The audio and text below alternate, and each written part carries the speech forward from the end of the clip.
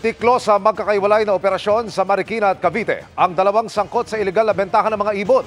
Parehong endangered o nanganganib ng maubos ang kanilang nilalako online. Kabilang ang isang uri na nasa Pilipinas lang matatagpuan. Narito ang aking eksklusibong pagtutok.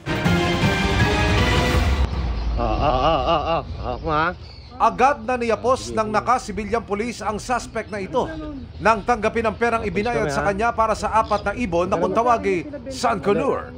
Hinuli ng mga operatiba ng Special Maritime Response Team ng PNP Maritime Group ang suspect sa area ng Marikina. Makaraang bentahan online ng isang undercover policeman ng mga naturang ibon sa halagang kulang 100,000 pesos.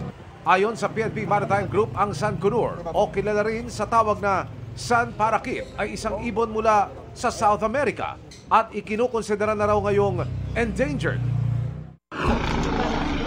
Nanganganib na rin maubos ang mga nasagip na blue-naped parrot o kilala rin sa tawag na Luzon parrot o Philippine green parrot mula sa isang lalaki sa Cavite.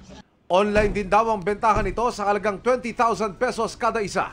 Isa ito sa mga pwede nating ipagyabang sa mundo na tayo lang ang merong mga ganitong species of birds. Mere possession, kahit meron kang magandang intensyon na pang-alagaan ito, pakainin ito at dalhin mo lang sa bahay at hindi mo naman sasaktan, bawal pa rin. Kasi critically endangered nga. Yung propagation nila dapat sa wilds yan, sa natural habitat nila.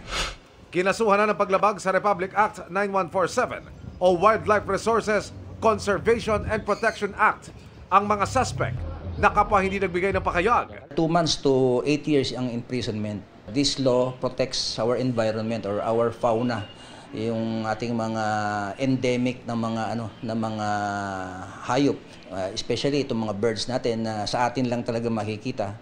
Para sa GMA Integrated News, Emil Sumangil, nakatutok 24 oras.